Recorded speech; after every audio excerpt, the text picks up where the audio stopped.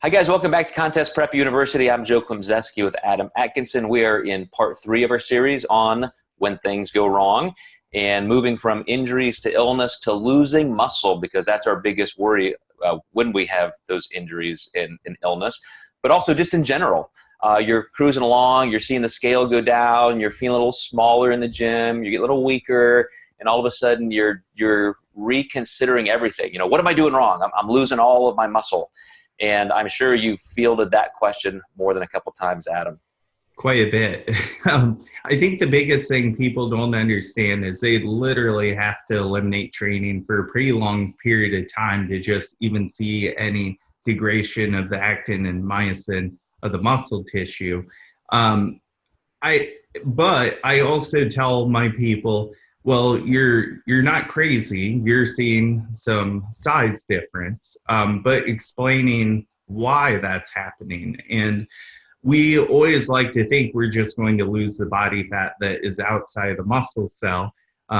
We lose body fat that is trapped inside the muscle fibers as well.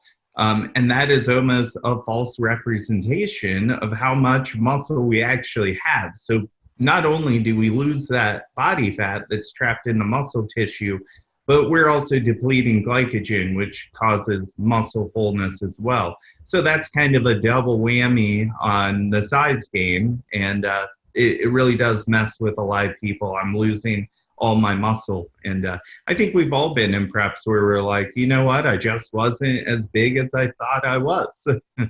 Well, and you know, that's why I always, when it comes down to body mass, body composition, I tell people to look at year to year to year, compare that way, because if you're a 15% body fat and you compare your lean body mass to 5%, of course, you're going to have lost some lean body mass, even in terms, as you said, of glycogen and water, some amination of the myofilament fibers and all that. But when you regain that weight, that comes back. And so you should compare yourself at 15% this year to 15% last year to 15% 10 years ago, and same thing at contest weight. And understand that if you chart that over time, you know, if you look at all of my body comp stuff, and I've got a binder this thick, you know, you can look at my weight at 150 pounds, 160, 180, all throughout these decades, and see exactly what my lean body mass and body fat percent were when you're correlating the same points. That's the best comparison, rather than just, you know, linearly from this time to this time in this one prep.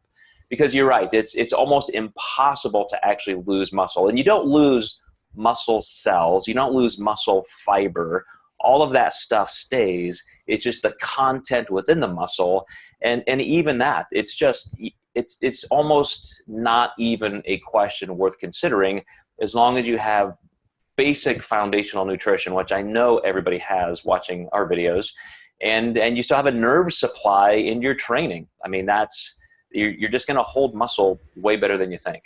Yeah, a lot of people, it's almost like a false fear that they don't need to have. But I would say that's more the reason to take your off season very seriously. And that's where a lot of people fail, is they really turn the dimmer switch on when the show's not around the corner.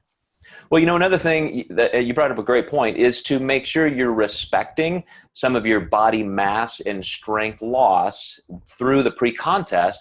So you may not get quite as much volume in every single workout, but still train like you are a bodybuilder or powerlifter. You're still, you know, 2 weeks before a show, you should still be squatting and deadlifting and having your heavy days, although in a relative sense, they may not be as heavy, but you're doing all the things you know that build and maintain muscle through strength and hypertrophy work. Yeah, absolutely. With the caution of injury, of course, but absolutely. I think that's key.